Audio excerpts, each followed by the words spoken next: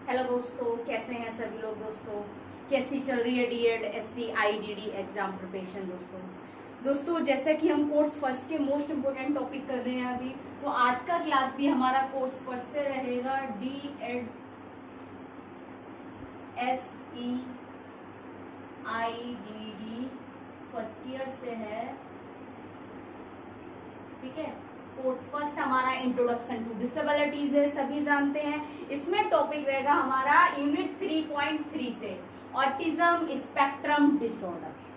क्योंकि जितना internal exam में आपका आना था कोर्स या फर्स्ट पेपर से या कोर्स फर्स्ट से, उतना मैंने आपको करा दिया है कि क्या क्या आ सकता है इंटरनल एग्जाम के लिए। लेकिन कहीं ना कहीं ऐसा लग रहा है कि ये टॉपिक भी आपका मोस्ट इम्पोर्टेंट रहेगा, एक्सटर्नल के लिए भी और इंटरनल के लिए भी। तो दोस्तों यूनिट 3 हमारा 3.3 में ऑटिज्म स्पेक्ट्रम डिसऑर्डर पूछा गया है, यानी कि स्वैलीनता विकार के बारे में बात की गई है। तो आज का टॉपिक हमारा स्वैलीनता विकार रहेगा, ऑटिज्म स्पेक्ट्रम डिसऑर्डर या ASD, ठीक है। इसके बारे में जानेंगे, इसकी परिभाषा के बारे में जानेंगे, इसके प्रकार और इसके कारण और इसका प्रबंधन के बारे में जानेंगे, ठीक।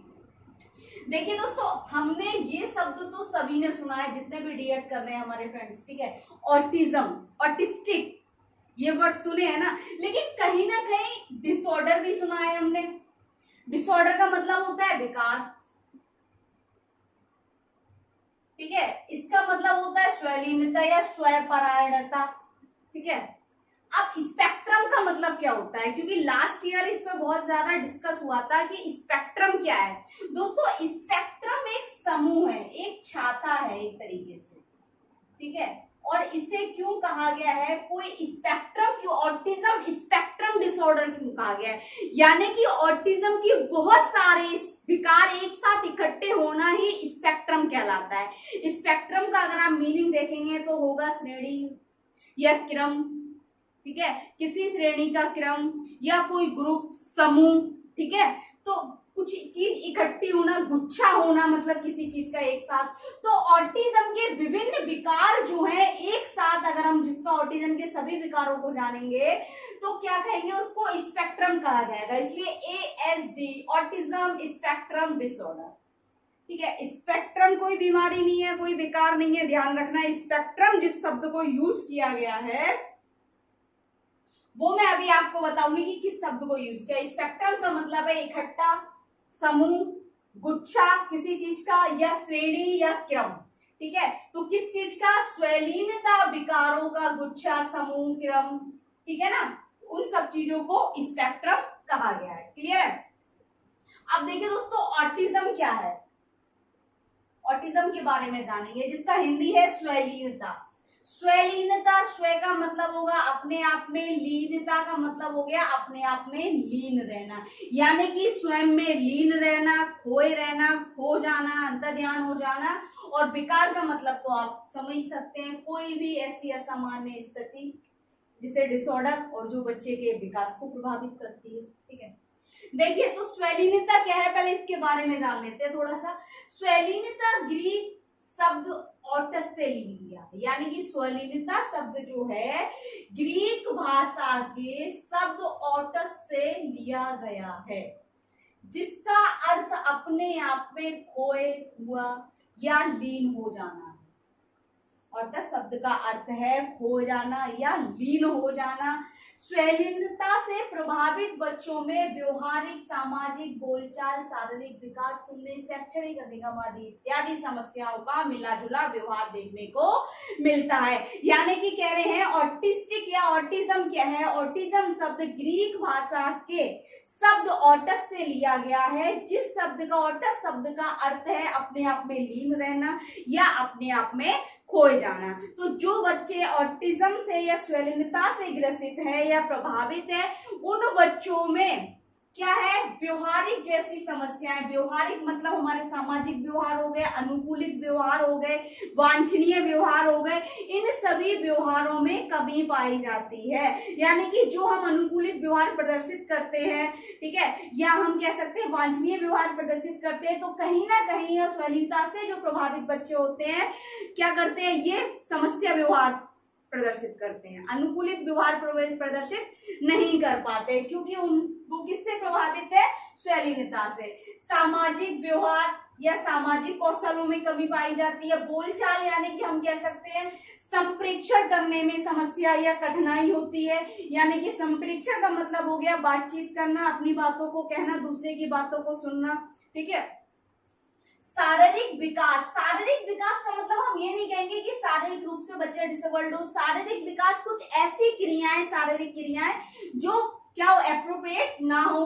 शैक्षणिक यानी कि शैक्षिक जो कौशल हो गए उनमें कमी। अधिगम का मतलब हो गया सीखने इत्यादि जैसी समस्याएं हमें स्वलीनता वाले बच्चों में देखने को मिलती हैं, ठीक है। फिर कह रहे हैं इन बच्चों में सामाजिक समायोजन, मेलजोल तथा बातचीत के अभाव के कारण बच्चा एकाग्रचित्त हो जाता है। यानी कि स्वलीनता से प्रभावित जो बच्चा है, कह रहे हैं सामाजिक समायोजन, जैसे कि एक वातावरण में समायोजन कर लेना सामाजिक कौशलों के साथ साथ इन बच्चों में मेलजोल तथा बातचीत का अभाव की कमी, यानी कि बातचीत संप्रेषण की कमी होना, सामाजिक कौशलों की कमी होना, ठीक है, अनुकूलित व्यवहार की कमी होने के कारण क्या हो जाते हैं, एकाग्रचित्त हो जाते हैं, यानी कि वो अकेले रह जाते हैं या अनोखे पाए जाते हैं या अनोखा अपना व्यवहार प्रदर्शित करते हैं, ठीक है, अकेले रहना पसंद करते हैं, ठीक है। स्वलीनता से प्रभावित बच्चों को 3 वर्ष की अवस्था तक पहचाना जा सकता है, यानी कि इन बच्चों को हम आइडेंटिफाई 3 वर्ष के बाद कर सकते हैं। इससे पहले के जो इनके विकास के जो क्रम होंगे, इनके विकास के जो क्रियाएं होंगी, जो कौशल होंगे, वे एक सामान्य बच्चे की तरह रहते हैं जन्म से लेके 3 वर्ष तक। 3 वर्ष के बाद आप इन बच्चों को पहचान सकते हैं, ठीक है। अब देखिए दोस्तों, अमेरिकन विकलांग अधिनियम में इसे परिभाषित किया है, डिफाइन किया है 1990 के अनुसार। देखिए, स्वलीनता एक विकासात्मक विकलांगता है, यानी कि स्वलीनता एक विकासात्मक विकलांगता इसलिए कहा गया है क्योंकि इसमें छात्र के या बच्चे के, ठीक है, क्या हो रहे हैं, सामाजिक व्यवहार, शैक्षणिक कौशल, ठीक है ना, संप्रेषण कौशल, ये सभी प्रभावित हो रहे हैं, जिससे बच्चे के विकास में कमी हो रही है या उसका विकास नहीं हो पा रहा है। तो इसलिए इसे एक विकासात्मक विकलांगता कहा गया है, जो मुख्य रूप से शाब्दिक और अशाब्दिक संप्रेषण एवं सामाजिक अंतःक्रिया को प्रभावित करता है, ठीक है। सामान्य रूप से यह घटना 3 वर्ष पूर्व होती है, जो शैक्षिक निष्पादन को प्रभावित करती है, यानी कि 3 वर्ष के बाद यह कह रहे हैं घटना 3 वर्ष के पूर्व होती है। और क्या, शैक्षिक निष्पादन यानी कि जो उसकी एजुकेशन परफॉर्मेंस रहेगा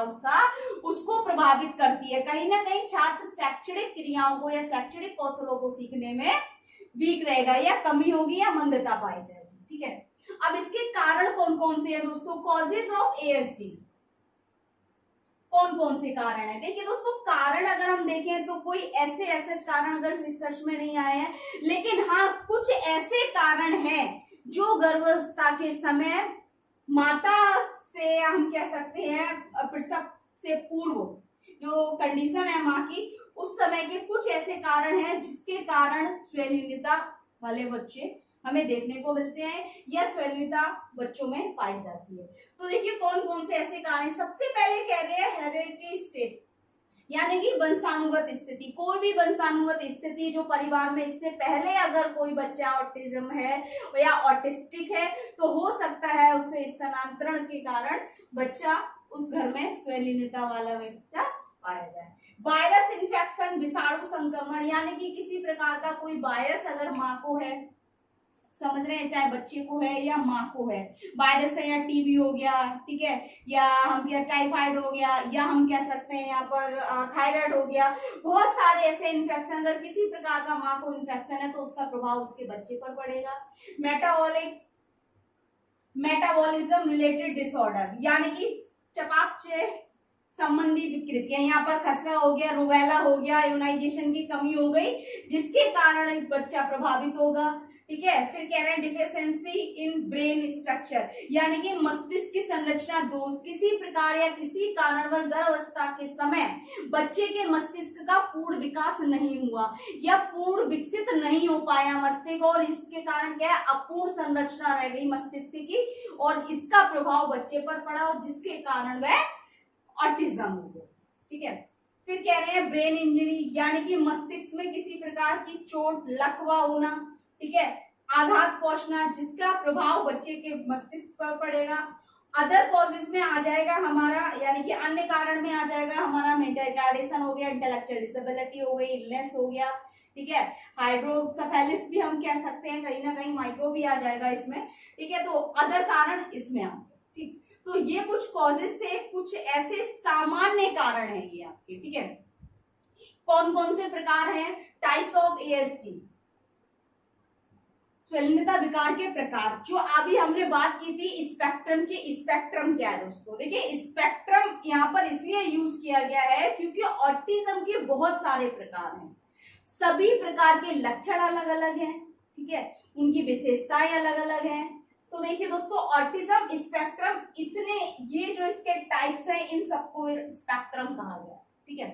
तो सबसे पहला है एक्सपर्जर सिंड्रोम, एक्सपर्जर सिंड्रोम, दूसरा है ऑटिस्टिक डिसऑर्डर, तीसरा है pervasive development disorder not otherwise specified.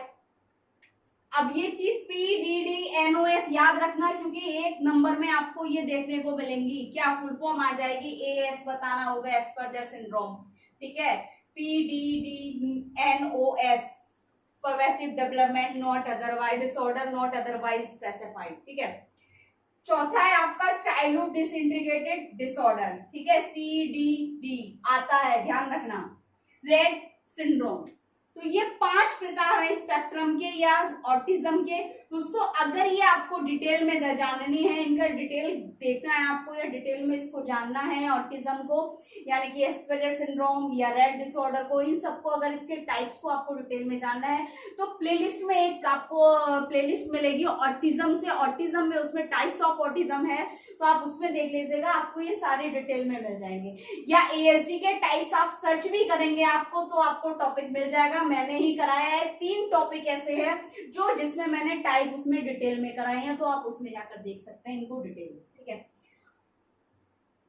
Management क्या है इसका, या पहले हम इसके बचाव कर लेते हैं, प्रिवेंशन ऑफ ASD, यानी कि इसके बचाव, किस तरीके से इनसे बचा जा सकता है, इस स्थिति से हम कैसे बचाव कर सकते हैं। सबसे पहला कह रहे हैं डॉक्टर से नियमित रूप से जांच कराए, यानी कि माँ क्या है गर्भधारण के बाद, ठीक है, क्या करेगी, वो समय समय पर अपना चेकअप कराएगी, अपनी जांच कराएगी, किसी प्रकार की कोई समस्या, उसको शारीरिक समस्या जिसका प्रभाव उसके बच्चे पर पड़े तो क्या है, बच्चे का टेस्ट और अपना टेस्ट समय समय पर कराएगी नियमित रूप से, ठीक। दूसरा है माँ का वायु प्रदूषण से बचाव रखना, यानी कि बाहर का जो वायु प्रदूषण है जिसके कारण क्या होगा, उसके सांस के द्वारा बच्चे तक पहुंचेगा और उसका प्रभाव उसके बच्चे के विकास पर पड़ेगा और उसका कारण स्वेलिनता बनेगा, ठीक है।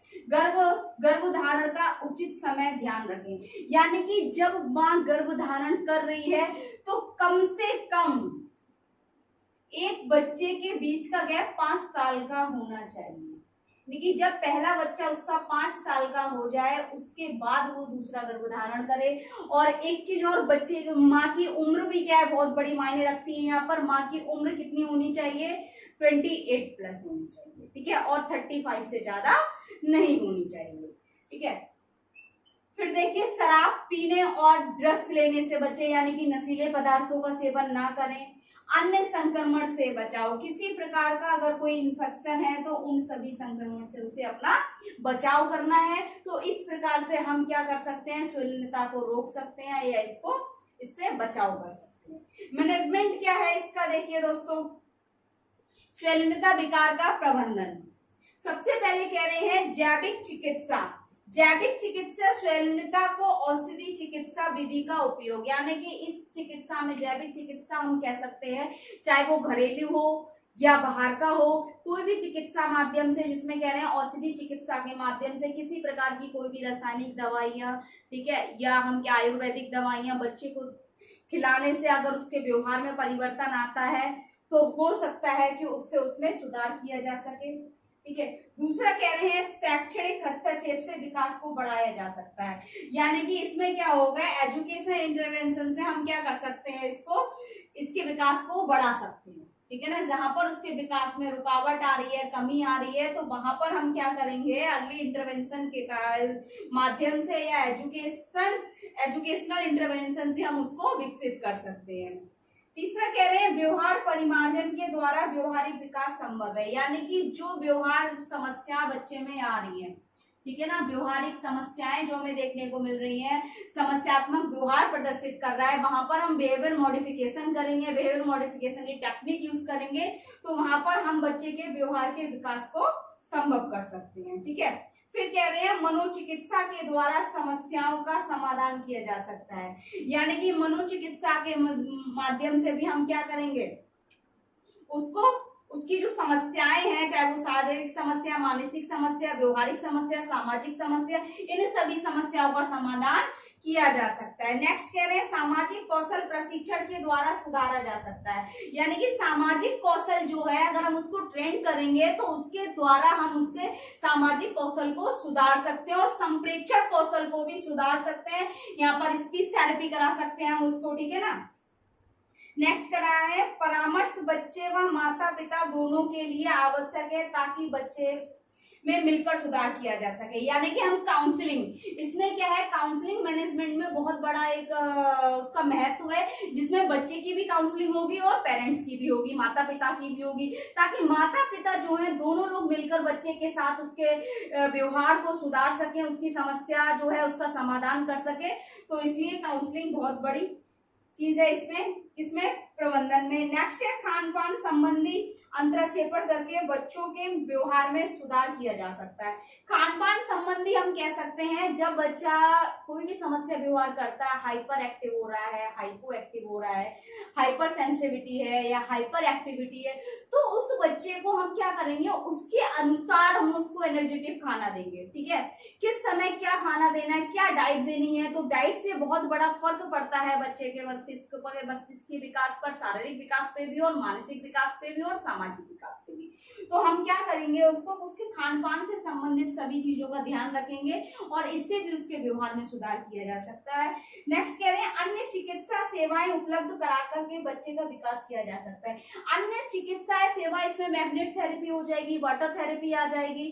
ठीक है, इन सभी चिकित्साओं से हम क्या कर सकते हैं, बच्चे के विकास को संभव कर सकते हैं या बच्चे के विकास में सुधार किया जा सकता है, व्यवहार में सुधार किया जा सकता है। तो दोस्तों अगर आपको ये डिटेल करना है तो आप इसे प्लेलिस्ट में जाकर देख लीजिए, यहाँ पर डिटेल हो भी नहीं पाता एक दिन में कि सारा सब कुछ, लेकिन आपके मोस्ट इंपोर्टेंट टॉपिक जो आपके कोर्स फर्स्ट से थे वो मैंने आज क्लियर करा दिए। ठीक है, अब हम सेकंड की बात करेंगे नेक्स्ट क्लास में। बाकी इसके अलावा अगर आपको कुछ समझ नहीं आ रहा है, कुछ डाउट लग रहा है, कुछ पूछना है तो कमेंट बॉक्स में जाके कमेंट करें, ज्यादा से ज्यादा वीडियो लाइक करें, चैनल को सब्सक्राइब करें, बेल आइकन को प्रेस कर दें ताकि नेक्स्ट आने वाली क्लास आप तक पहुंचती रहे। दोस्तों थैंक यू।